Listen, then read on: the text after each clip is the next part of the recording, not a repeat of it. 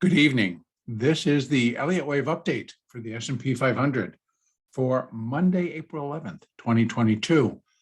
The markets continue to be very interesting and continue to perform in line with both of the wave counts that I have been running congruently or in parallel with each other.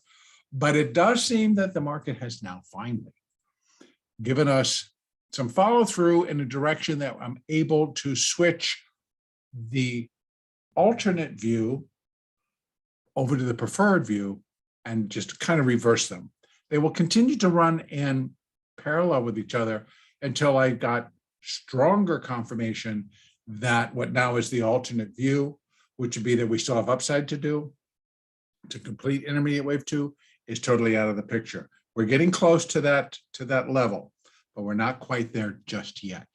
So as you can notice, I've already updated the preferred view here on the charts, marking the intermediate wave 2 is complete at the 46.31 high. Off of that level, we started the intermediate degree wave 3 decline. And I'm just changing this labeling right away, realizing that I was 1 degree off. So bear with me, because what we have started now is we put in minor waves 1 and minor wave 2, not minute. They are minor.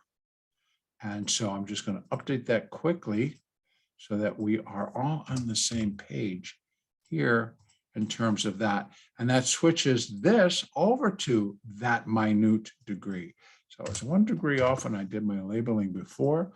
Thank you for your patience while I make my correction so that we're all in agreement with what is happening now.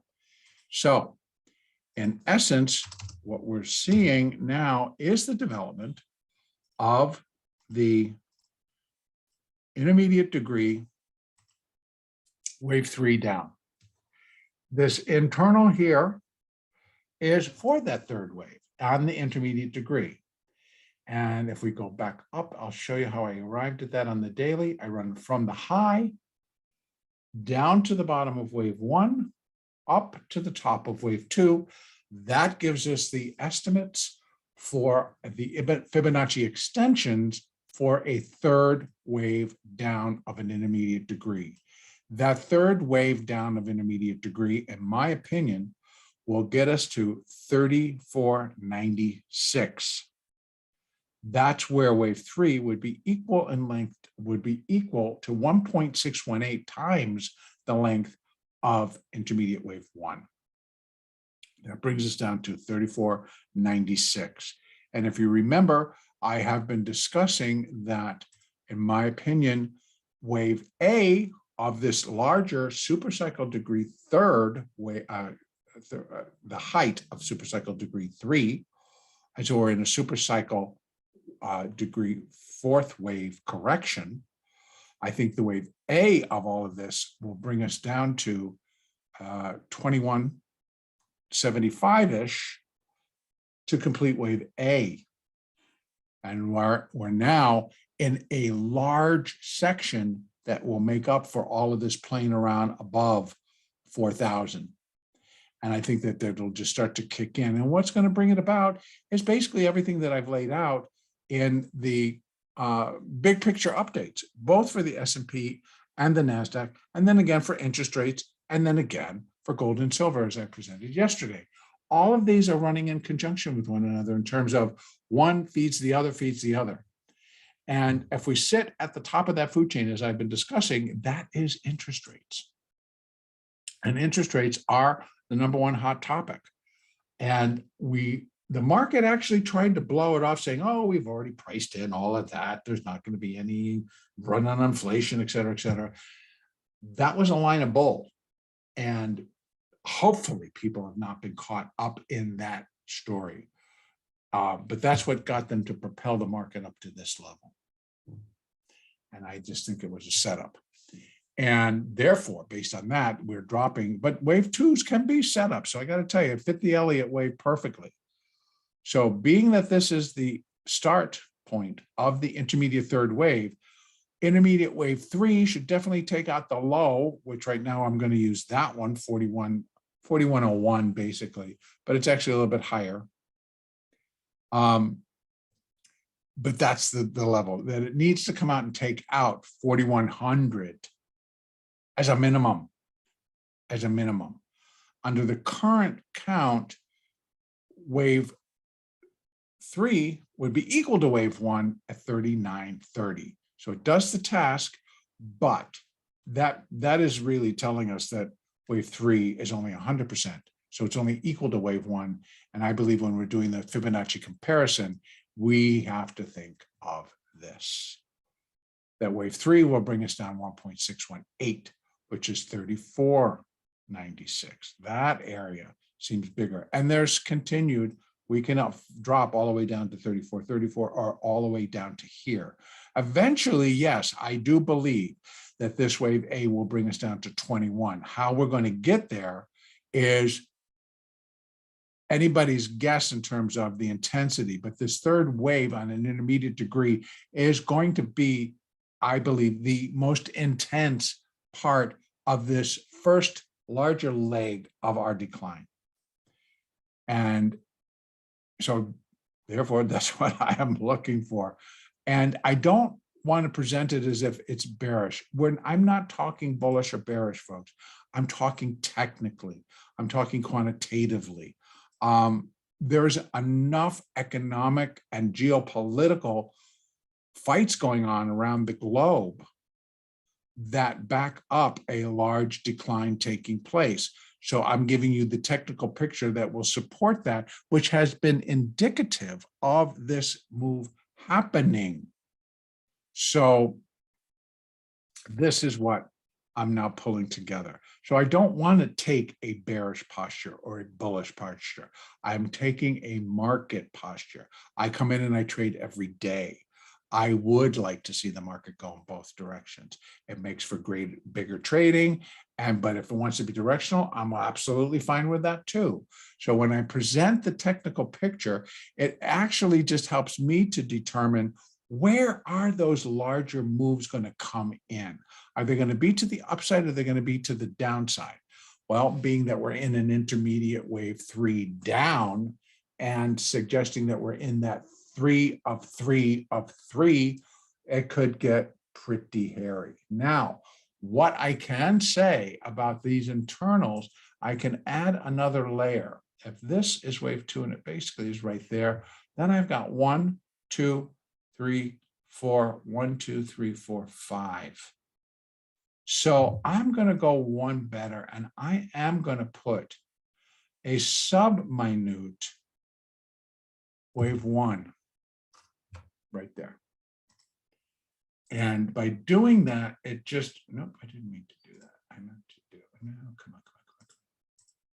I want to do this. Come on, thank you. It shows you, number one, the intensity, because again, remember what I've talked about, that third waves are the longest and the strongest. Well, what makes them the longest and the strongest is that they subdivide. It is where we get that extended wave. And what extends inside of the third is its third. Well, here we are, minor 1, minor 2. Now we're starting minor 3. And we have minute 1, minor 2, and we're starting minute 3 of minor 3 of intermediate 3. But guess what? It subdivides again. So I have sub-minute 1, possibly sub-minute 2 right here. And we're going to get ready to break below 4,400. Would not surprise me at all. They're going to be desperate to hold on to this stuff, but I don't think it will work. So whatever reason they want to hold, then it's fine with me. But I believe it will be surrendered and we'll start heading below 4,400. Now we've been there. We've witnessed this. We've witnessed that they try to pick a support, they try to pick a line in the sand, and it just doesn't hold. So, but if I had to, and I could say that this is sub-minute 1, sub-minute 2 comes in teeny tiny. Only got up there to 13-ish, wherever that line is.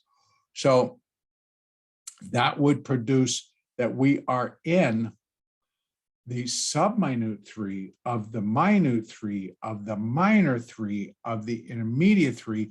It's the biggest part of this overall third wave decline. this is where we should continue to see some fairly strong acceleration down. Right now, we're still waiting for other markets to come in and join the party. We got Asian markets to open. Then we have European markets to open. Then we in the US get it back.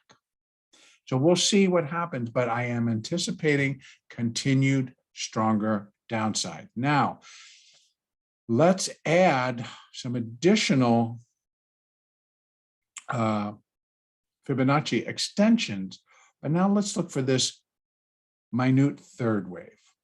Where can that come down? So I'm going to go 1 to this one, up to that 2.